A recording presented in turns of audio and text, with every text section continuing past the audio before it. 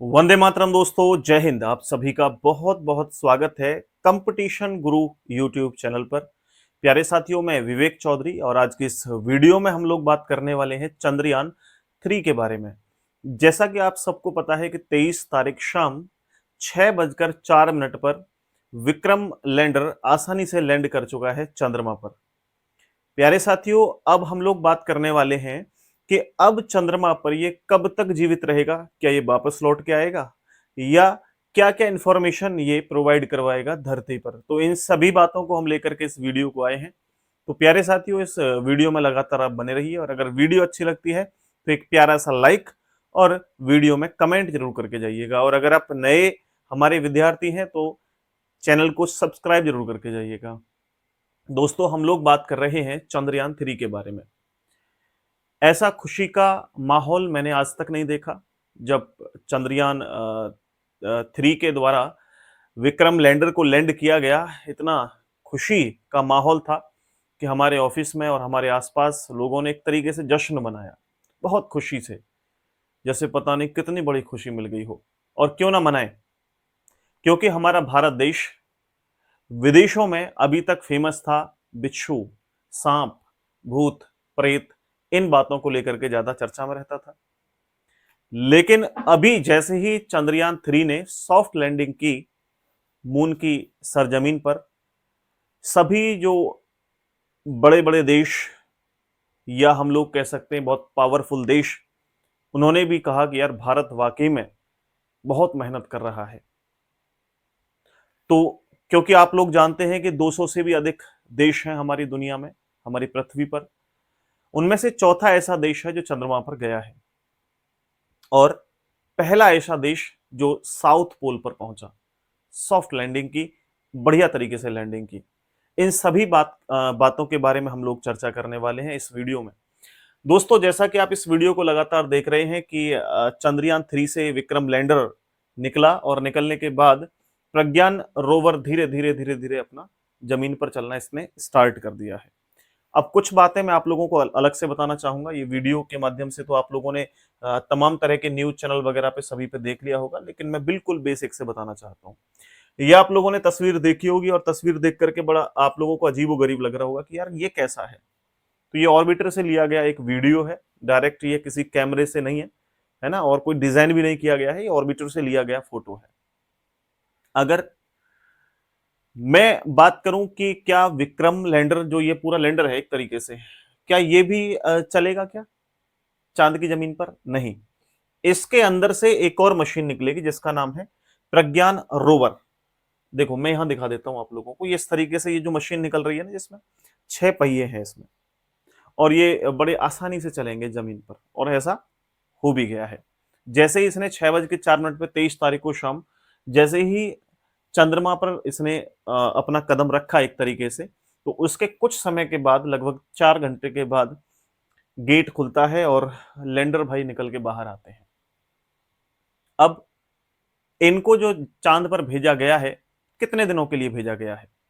क्या ये साल 2 साल रहेंगे या एक दिन रहेंगे या 2 दिन रहेंगे? इस पर बात करते हैं।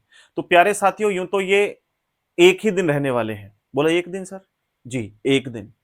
लेकिन वो एक दिन हमारी पृथ्वी का एक दिन नहीं होगा, वो चंद्रमा का एक दिन होगा।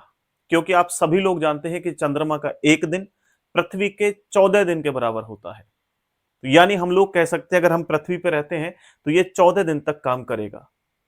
क्या 14 दिन के बाद ये वापस आएगा या 14 दिन के बाद भी काम करता रहेगा? नहीं। 2-3 पॉइंट हैं, बड़े फैक्ट हैं, बड़े आसान आसान है, सभी लोग समझ जाएंगे, चाहे आप टेक्निकल हो या देशी आदमी हो, सभी लोग समझ जाओगे, कोई बड़ी बात नहीं है इसको समझ। एक्चुअली में सबसे पहले आपको समझना है कि इसकी जो इंफॉर्मेशन है वो किस तरीके से डील होगी, किस तरीके से पृथ्वी तक आएगी। इस पर चर्चा करेंगे, फिर आगे और भी बातें करेंगे। बहुत सारी बातें हैं बात करने के लिए इस वीडियो में, बहुत जानकारी आपको मिलेगी, जरा देखना आप लोग। सबसे पहले इसको विक्रम लैंडर कहा जाता है, इसने सॉफ्ट लैंडिंग की। देन इसके अंदर से निकला ये मशीन जिसको प्रज्ञान रोवर के नाम से जाना जाता है। अब इसने उतरने के बाद चलना शुरू कर दिया। अब ये इस तरीके से काम करते हैं। ये जैसे आपने देखा होगा कि आप कभी बीमार हो जाते हैं तो डॉक्टर के पास जाते हैं। अब डॉक्टर आपको देख करके कभी नब्ज आपकी देखेगा, कभी आप लोगों के थर्मामीटर लगा कर देखा बुखार बुखार वगैरह है तो ठीक है। इतनी कैपेबिलिटी इसके अंदर है कि ये जो है जाकर के बुखार उखार चेक करेगा और अपना आगे बढ़ेगा। लेकिन अगर आपको बीमारी ज्यादा हो जाती है तो फिर आप किसके पास जाते हो? बोला हम ब्लड टेस्ट करवाने जाते हैं या अपने अपने अलग अलग टेस्ट करवाने के लिए जाते हैं, और टेस्ट करवा के जो रिपोर्ट आती है फिर हम उसे डॉक्टर के पास लेकर के जाते हैं। यानी सारी की सारी इंफॉर्मेशन ये कलेक्ट करेगा जमीन पर चल करके। किसकी जमीन पर? ये चंद्रमा की जमीन पर चल के। अभी तक चंद्रमा की जमीन पर ये नहीं चलेगा लैंडर, नहीं, ये एक जगह खड़ा रहेगा। ये इसका दोस्त है केवल, इसको छोड़ दिया इसने कि अब तू घूम देख जमीन को आराम से और मुझे बता क्या चल रहा है। ये अलग अलग इंफॉर्मेशन कलेक्ट करेगा और कलेक्ट करके इंफॉर्मेशन अपनी देगा किसको? इस लैंडर को। ये एक तरीके से नेटवर्किंग के माध्यम से होगा और ये इंफॉर्मेशन पहुंचाएगा पृथ्वी तक। ये पृथ्वी तक इंफॉर्मेशन पहुंचाएगा। अब इसकी जिंदगी 14 दिन क्यों है, या ये 14 दिन तक क्यों काम करेगा? पहली बात तो जब इसरो ने इसको जैसे मान लीजिए 14 जुलाई को उड़ान भरी इसने, 40 दिन तक ये अपना ट्रेवलिंग करता रहा, रास्ते में चलता रहा। 40 दिन के बाद 23 अगस्त को ही क्यों ये 6:04 पे ही क्यों लैंड किया? पहले क्यों नहीं किया, बाद में क्यों नहीं किया? क्योंकि अभी चंद्रमा पर थी रात, लेकिन अभी 23 तारीख को वहां पर सूरज ने अपनी दस्तक दी। क्योंकि आप लोग जानते हैं कि सूरज जो है वो हमारी सॉरी सूरज नहीं, हाँ, जो मून है यानी चंद्रमा है वो हमारी पृथ्वी का सैटेलाइट है, उपग्रह है। आप लोग जानते हैं कि हमारी पृथ्वी का ये चक्कर लगाता है इस तरीके से चंद्रमा। अब चक्कर लगाता है तो ये 14 दिन तक जब रहता है तो 14 दिन तक सूरज इसके ऊपर रहता है चंद्रमा के। तो 14 दिन तक वहां पर क्या रहता है? दिन रहता है। और 14 दिन तक क्या रहती है? रात रहती है।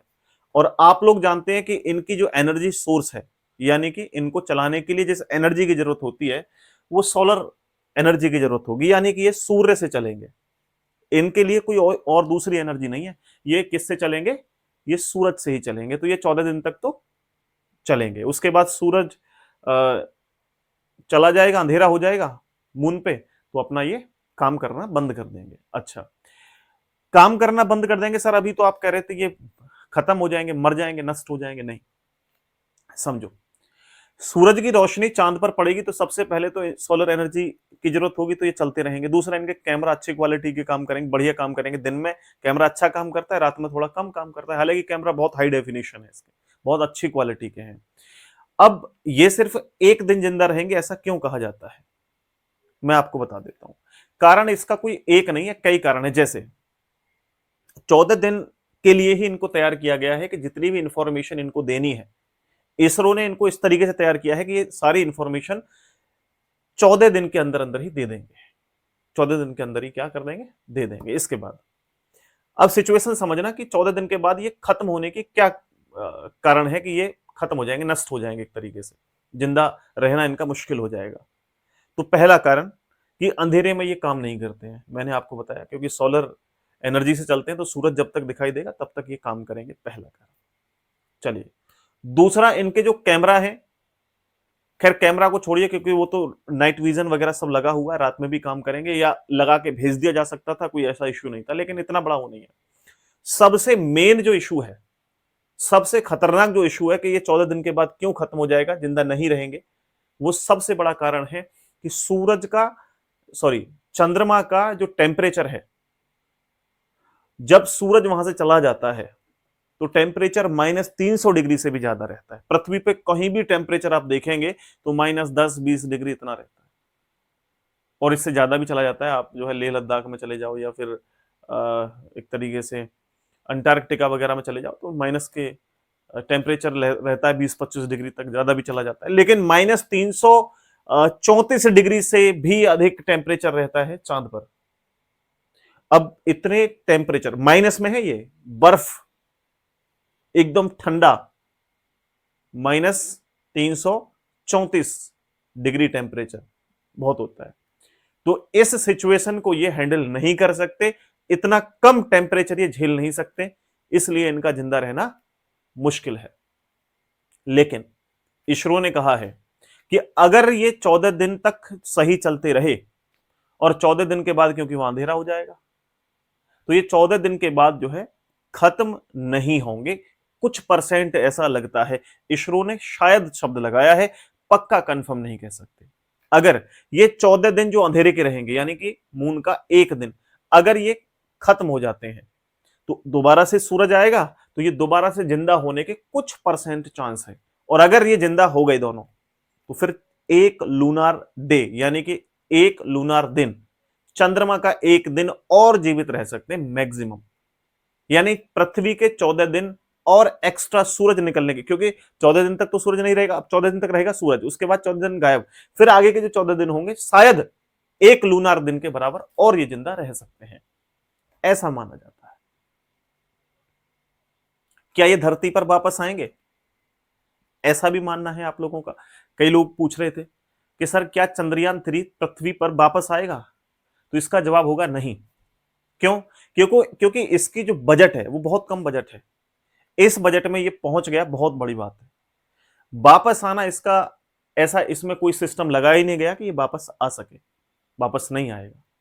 लेकिन नेक्स्ट मिशन कहा है इसरो ने कि जब भी हम भेजेंगे अगला मिशन, वो वापस भी आएगा और 100% वापस आएगा। देन इसके बाद हम लोग और बातों पर, मुद्दों पर चर्चा करते हैं। सबसे पहले आप लोग जानते हैं कि चंद्रमा से अगर पृथ्वी तक की डिस्टेंस को देखें तो वो 3,84,475 किलोमीटर के आसपास है। और दूसरी बात कि भाई ये काम क्या करेगा, कोई काम भी तो होगा इसका, ऐसे ही भेज दिया हमने केवल जा मौज मस्ती कर ले।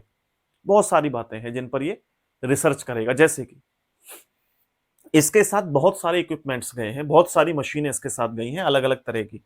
ये तो इतना हम भी नहीं जानते, रिसर्च किया तब भी इतना हम नहीं जान पाएंगे, क्योंकि इसरो ने पूरी जानकारी तो 100% किसी को भी नहीं दे रखी।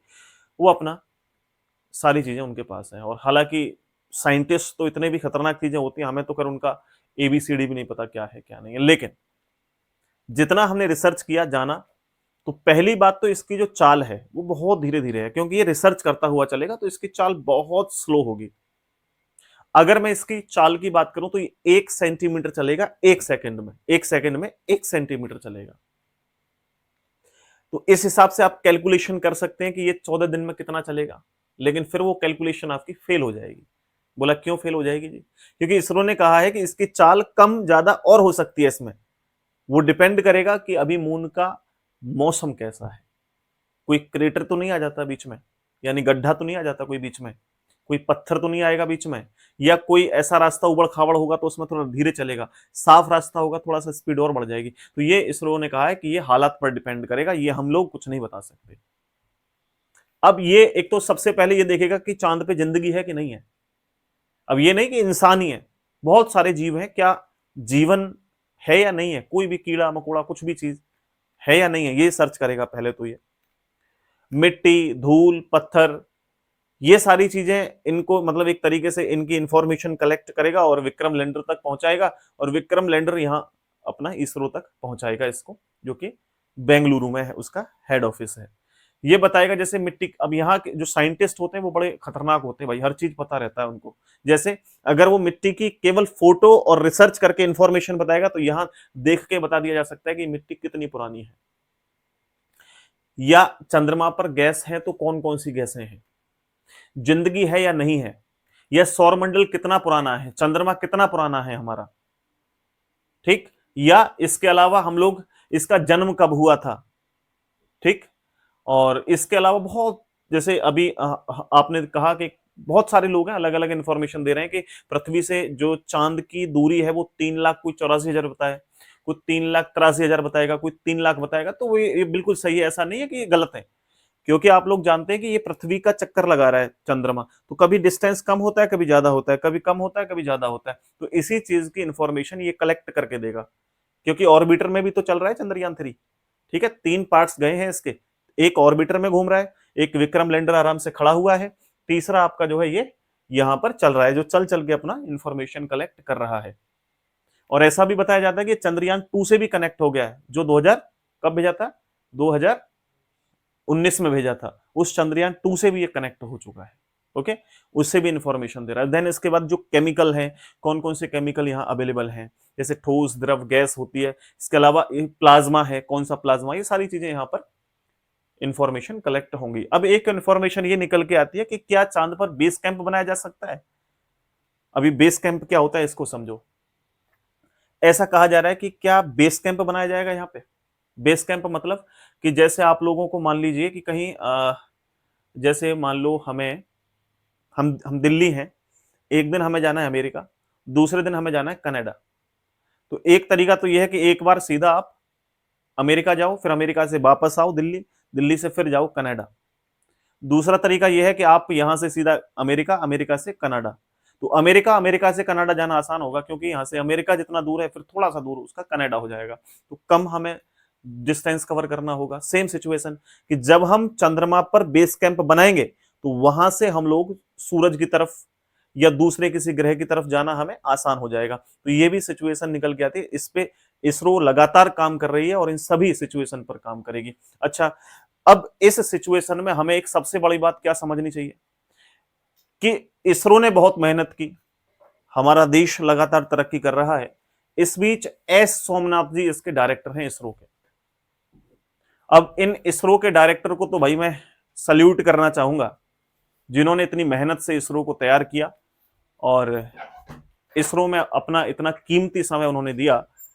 इसके लिए उनके लिए भाई सल्यूट है और मैं उनको सल्यूट करता हूं। आप सब भी करिए। बहुत ही ये एक तरीके से इसरो ने अगर ये कामयाबी हासिल की है तो इसमें सोमनाथ जी का बहुत बड़ा योगदान है, उनकी पूरी टीम का योगदान है।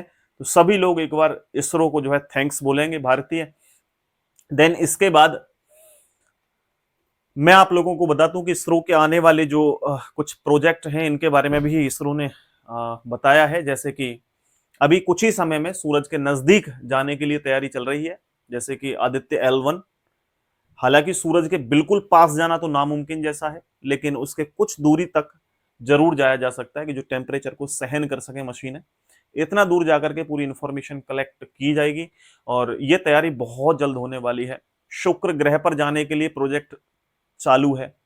और सबसे बड़ी बात जिसे जानकर मुझे बहुत खुशी मिली, वो खुशी ये है कि वर्ष 2025 में कहा गया है कि इसरो के द्वारा इंसान को चांद पर भेज दिया जाएगा। सोचिए कैसा लगता है ये सुनकर के कि 2025 में हमारे भारत देश के भारतीय भी चांद पर जाएंगे। बहुत बड़ी बात है, बहुत बड़ी बात है। आज तक भारतीय तो कोई गया ही नहीं, अमेरिका से गए हैं केवल, और वो भी मिशन पता नहीं कैसे रहे, गए हैं या नहीं गए हैं। लेकिन जब भारतीय जाएंगे तो हमें पक्का यकीन होगा कि वाकई में भारतीय पहुंचे, क्योंकि भारतीय कभी झूठ नहीं बोलते। ठीक है, ये पूरी इंफॉर्मेशन थी आज। तो मेरे भाई आपको ये जानकारी बहुत अच्छी लगी होगी। चैनल को सब्सक्राइब जरूर करके जाएं सभी लोग। आपसे कह रहा हूं आप भी सब्सक्राइब कर लें, नई वीडियो की इंफॉर्मेशन आप लोगों तक पहुंच सके।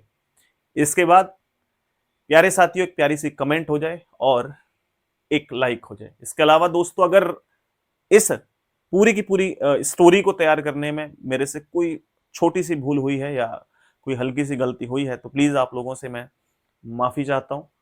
और लगातार ऐसे ही जुड़े रहिएगा हमसे। एक व्यक्ति हैं, उनका नाम मुझे नहीं पता, किसी ने कमेंट की थी कल की वीडियो पे, कल परसों की वीडियो पे, बोला था कि सर राकेश शर्मा तो गए थे सबसे पहले चांद पे। तो मैं आपको बता दूं कि आप लोगों को इतनी इंफॉर्मेशन होनी चाहिए कि राकेश शर्मा चांद पर नहीं गए थे, वो अंतरिक्ष पर जाने वाले पहले भारतीय थे। ठीक है, चलिए, थैंक यू वेरी मच, बहुत बहुत धन्यवाद आप सबका। टेक केयर, जय हिंद।